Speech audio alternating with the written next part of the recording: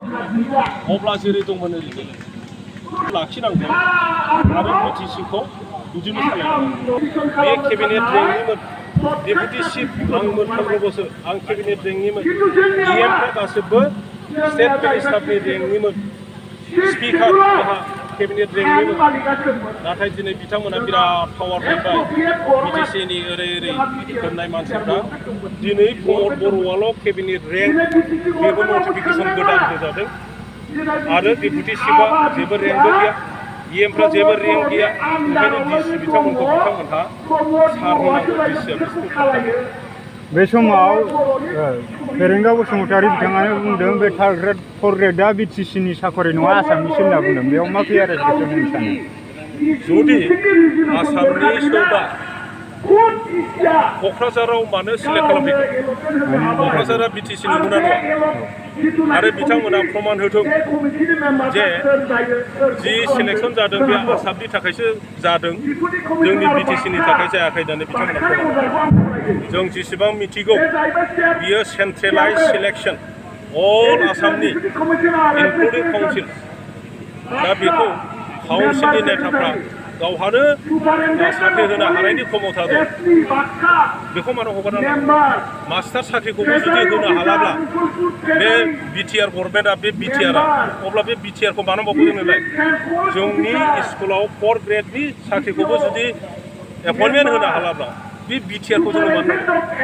दिनैसिम इलेक्सननि सिगांबो आरो उनावबो रन्जित बसुमतारी बिथाङा बिराद गिदिर खोथा बुंदों इभेन इन्डिभिजुवेल मुंख्लं नखरफोरनो साखरि होगोन होनदों जोङो नखर साखरि होगोन होनदों बिथाङा बे जाफुंसारनो हादों गावनि खोथा होनाय बायदि मा बुङो नोंथांनि समस्ति नोंथांमोनानो नुगासिनो दं नोंथांमोना मिडियानि मानसि बुंनानै होदों बहाबा सासे जेनबायब्ला नै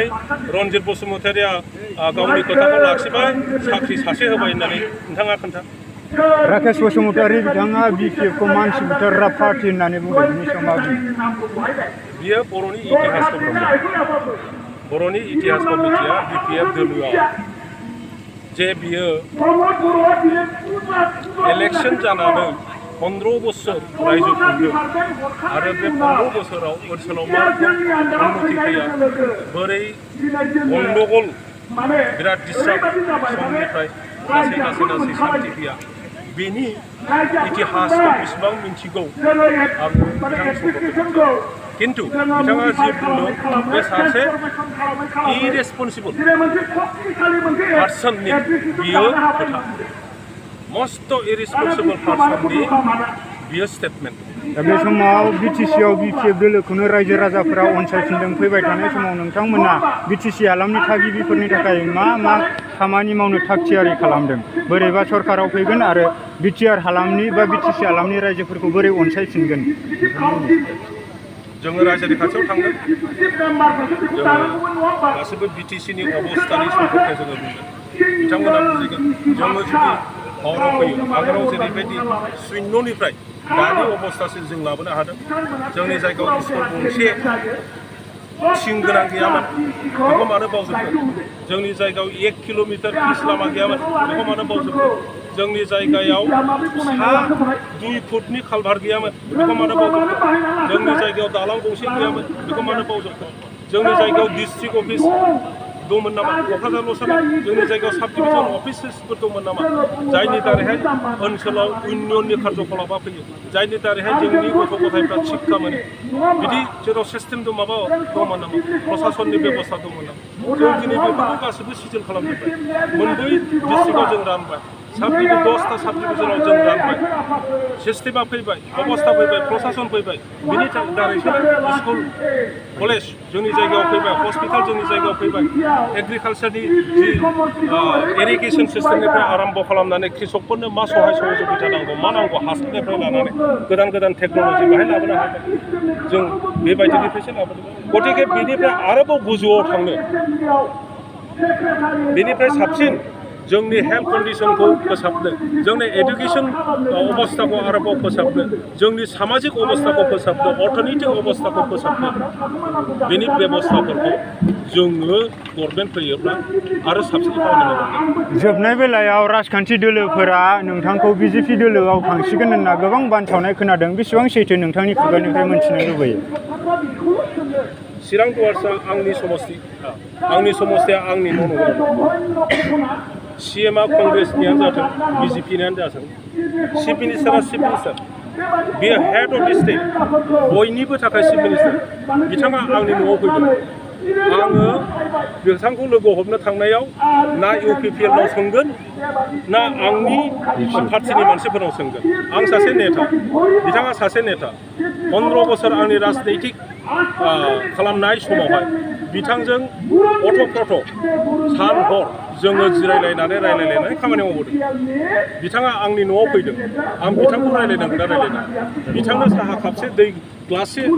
होनाया आंनि दायित्व नंगौना नङा बे ओनसोलनि समस्या बाहाय मा नांगौ नाङा ब्रिफ खालामनाया आंनि दायित्व नंगौना नङा दिनै गोदान सरकार जादों गोदान नेताफोर फैदों होननानै बिसोरनि सायाव आं सोनारनानै थानाया बे जाम्बा जागोन ना सियारनि खामानि जागोन गतिके आं बिथांखौ लोगो हमगोन बे खारनाव BJPआव थांनायनि थाखाय आं बेखौ लोगो हमाखै जोंनि जायगायाव फैदों आंनि न'आव फैदों बे हिसाबै मान सन्मानै बिथांखौ लोगो हमनानै जोंनि जायगानि समस्यानि प्रति बिथांनो आङो माबा खालामदों ब्रिफ खालामदों जोबनाय बेलायाव नोंथांमोनखौथ' दिनै बर' रायजो राजाफोरा अनसायखादों BPF सापर्टारफोरखौ मा अननाय बावहरगोन माबोरै बरायगोन गोलाव समनि उनावहाय जोङो BPF दोलोआ मोनफ्रोमबो जिल्लायाव बयबो रायजो राजाफोरजों इन्टारेक्सन प्रग्राम लादों आरो बिसेसकै वार्कार मिट खालामदों बेनि उनाव जोङो ब्लक हाबगोन प्राइमारि हाबगोन 1 बोसोरनि बारा जाबाय लोगो मोनलायिया मोनफ्रोमबो ओनसोलावनो मा खोथा लानानै थांनो मा खामानि मावहैनो मोनसे कनफिउजन अबस्थायाव दङ दा रायजो राजाफोरनि सायाव आंना अनुर'धा बेनो जे मानो सिरि थाखो होननानै साननानै लानो नाङा BPFआ गैला नामा होननानै साननो नाङा BPF नेताफ्रा मा जेबो खामानि मावनाय नंला नामा होननानै साननो नाङा राजनितिकआव जेननाय आरो देरहानायबो थायो जों जेनबाय जेबा एसे समखौ जोङो सिरि थाथ'नाया मोजां बेनिफ्राय जोंनि जि उइकनेस बे उइकनेसखौ नायनानै बेखौ बोरैहाय फोसाबनानै लानो हायो जों गावखौ पार्टिखौ बोरै स्ट्रेंथेन खालामनानै लानो हायो बे खामानियाव जों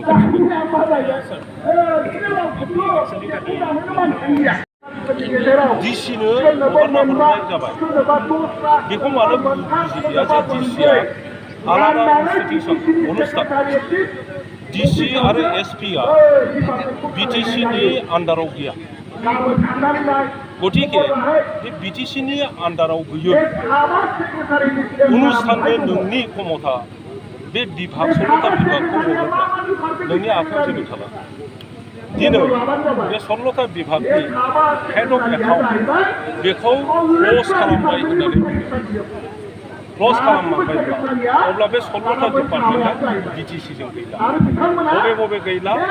जि सल्ल'था डिपार्टमेन्ट जों नुनो मोनदों मेइन डिपार्टमेन्ट गोजा नोंनि शिक्षा बिभाग हेल्थ बिभाग PWD इरिगेसन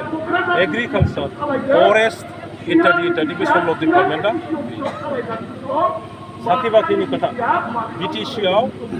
4 ग्रेड आरो 3 ग्रेड साख्रि होनायनि क्षमता होयो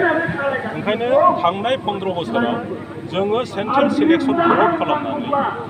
मोनफ्रोमबो बिभागनि 4 ग्रेड आरो 3 ग्रेडखौ सिलेक्सन खालामनानै BTCनि मानसिफोरनोबो साख्रि होदों नाथाय दिनै बे एपइन्टिं अथरिटि बे क्षमताखौबो BTR सरकार प्रमद बर'नि सरकारा खोमानानै लाबाय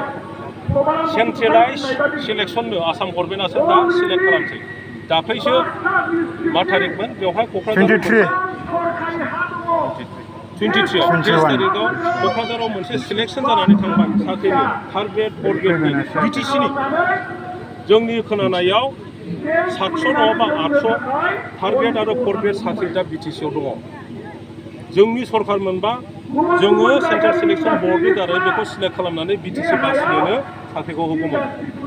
जेब्ला नैबे सिलेक्सन प्रसेसआ आसामनि आखायाव थांबाय जोंनि बे जायगानि राजबंशीखौनो बुं आदिबासीखौनो बुं नेपालिखौनो बुं बिसोरखौ साख्रि होनाया